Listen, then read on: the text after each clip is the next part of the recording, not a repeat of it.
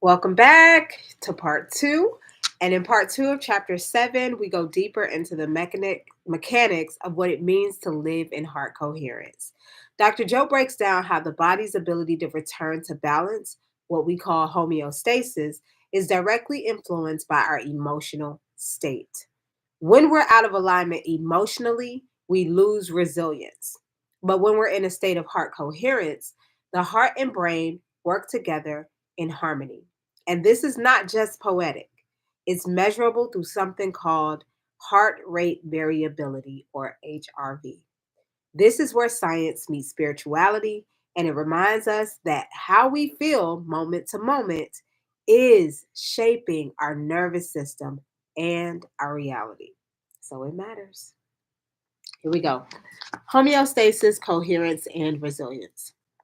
As you have now learned, the autonomic nervous system and the involuntary division of the heart nervous system is divided into two subsystems: the sympathetic nervous system and the parasympathetic nervous system.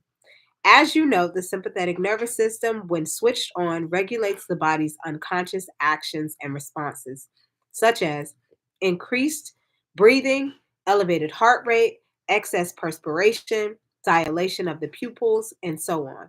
Its primary function is to stimulate the fight or flight response when real or perceived danger is imminent. The problem is we are in this state during everyday experiences. Just, you know. This system works to protect us in our outer environment. The parasympathetic nervous system complements the sympathetic nervous system in that it performs the exact opposite function. Its role is to conserve energy, to relax the body, and to slow the high energy functions of the sympathetic nervous system. The parasympathetic nervous system maintains protection in our inner environment. If you think of the ANS as an automobile, the parasympathetic system would be the brake and the sympathetic system would be the accelerator. Both branches of the ANS continuously relay communications between the heart and the brain. In fact, the heart and the brain have more nerve connections to each other than any other systems in the body. These two symptoms, systems, the sympathetic and the parasympathetic, are always working to maintain a state of homeostasis, relative equilibrium between all systems within the body. When the body is in a state of homeostasis, we generally feel relaxed and safe within our current environment. From this state of homeostasis, where all the body systems are working in harmony and minimal amounts of energy are wasted, we can intentionally affect the nervous system to create coherence. In order to feel these emotions of coherence, the neural connections between the heart and brain must be functioning optimally in a balanced and coordinated manner. When the heart is beating in such an orderly, coherent fashion, it brings the ANS into coherence, which in turn improves our brain function by causing us to feel more creative, focused, rational, aware, and open to learning. As you know, the opposite of coherence is incoherence. When the heart is beating incoherently, we feel out of balance, on edge, anxious, and unfocused. Because the body is operating in survival, we function more from an animalistic, primitive perspective than from the higher, heart centered emotions of our greater humanity and divinity. Incoherence is brought on by stress, which is the body and mind's response to disruptions and upsets in our external environment. If the parasympathetic nervous system functions best when we feel safe, then the sympathetic nervous system is activated mostly when we feel unsafe. The stress we expect or experience when we feel unsafe is not necessarily about the event itself, but is the result of unmanaged emotional reactions to the event. This is why you can be conjuring up memories or bracing yourself for things that you don't want to happen in your life, and your body will respond as if it's in danger. In a state of homeostasis, you could think of the body as a sophisticated, finely tuned machine. Finely tuned machine, but when emotions such as resentment, anger, jealousy, impatience, and frustration persist, our internal equilibrium is thrown out of balance. If you think about a time recently when you felt stressed, it probably felt somewhat like a fragmented rhythm. As it turns out, that is exactly what the heart is doing, beating in a fragmented rhythm. In a state of chronic stress, the body struggles to maintain homeostasis, and we may begin to suffer from a myriad of stress-related symptoms. This constant stress draws from the invisible energy field around our body and depletes our vital life force, leaving little time or energy for repair and restoration. As a result of the body's resilience on the stress hormones, we're now caught in an addictive loop where incoherence and chaos start to feel normal, but at what cost? The long term effects of stress can be catastrophic.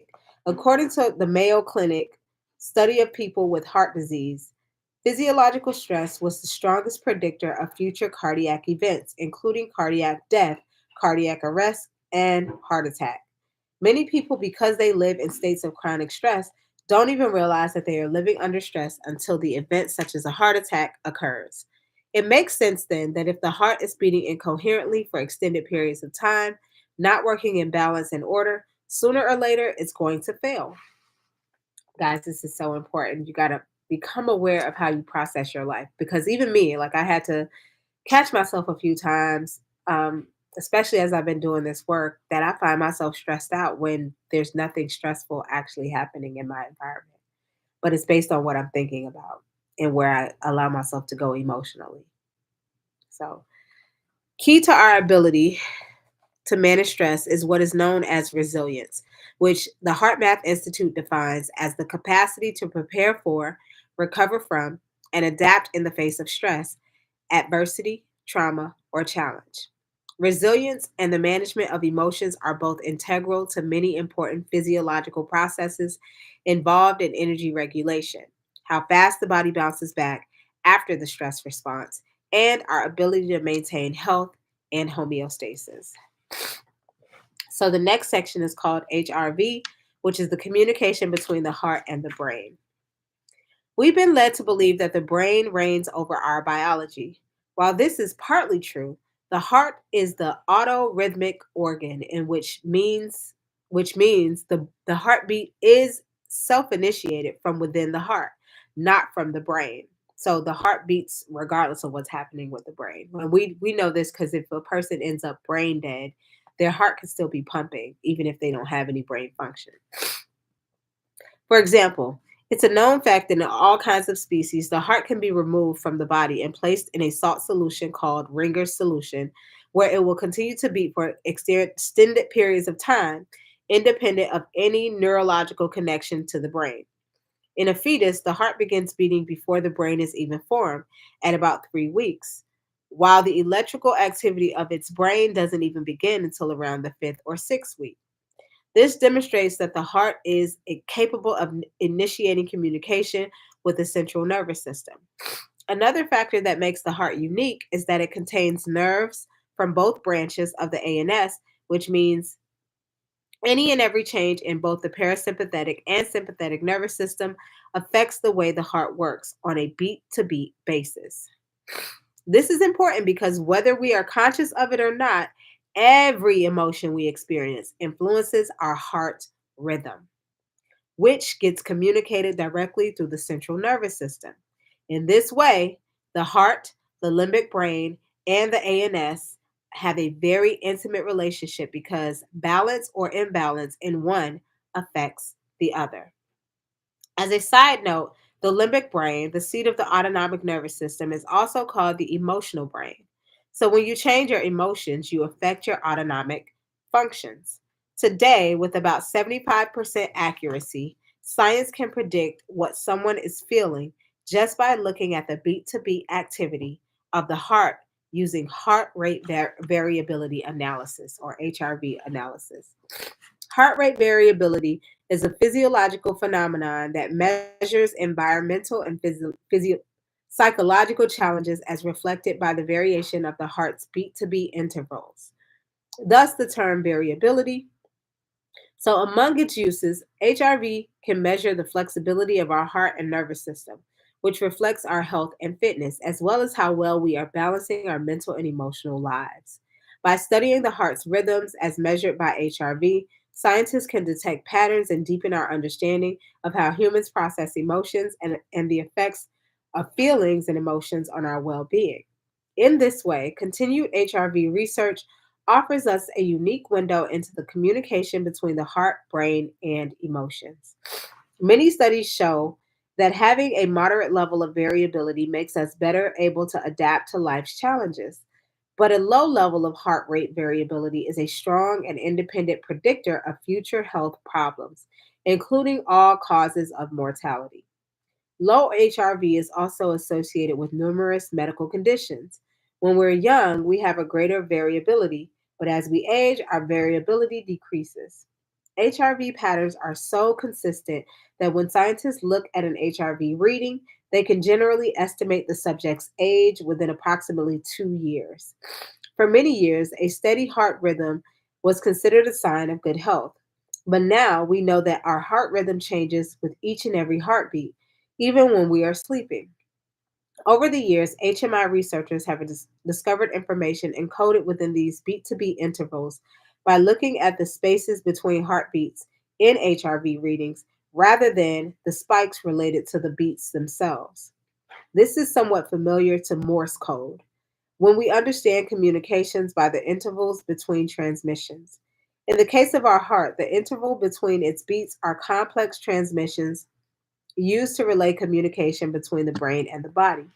During the 1990s, researchers at the HMI discovered that when people focused on their hearts and evoked elevated emotions such as appreciation, joy, gratitude, compassion, those feelings could be observed as coherent patterns in the heart's rhythms. The opposite was true of stressful feelings, which caused the heart rhythms to be incoherent and appear to be jagged and irregular. This discovery linked emotional states to HRV patterns. The researchers also observed that heart rates, beats per minute, and the heart rhythm were two separate biological responses. For instance, a person could have a high heart rate and still maintain a state of coherence. Therefore, it was determined that the heart's rhythms can create coherent internal body states. And he shows, y'all know I hate showing these graphs because I never really get it right. But there it is, screenshot. When our HRV is in a heart coherent pattern, it reflects increased synchronization and harmony within two of the branches of the ANS, as well as in the activity occurring in a higher level brain center. So much of what we've learned from Western medicine has caused us to believe that we cannot control our body's autonomic nervous system, like heart rate and blood pressure, because such functions are beyond the domain of the conscious mind, not to mention the separation between the voluntary and involuntary nervous systems. We now know, however, that you don't have to be a yogi or a mystic to be able to master such skills. You just have to be supernatural, which can be learned, and is what we're doing right now. This is one of the reasons why HMI teaches the importance of heart coherence not only to individuals, but also to the military, law enforcement, schools, athletes, and other high functioning individuals. So people can maintain clarity, decision making ability, and composure in high stress situations. And so the moment you stop rehearsing stress and start practicing elevated emotion, your heart and brain begin to sync. And in that coherence, your body becomes a vessel for healing, and your energy becomes a magnet for creation. This is how we reclaim our emotional authority in a world that wants us to constantly react. You're allowed to choose a new signal. I'll see you in part 3 of chapter 7 up next.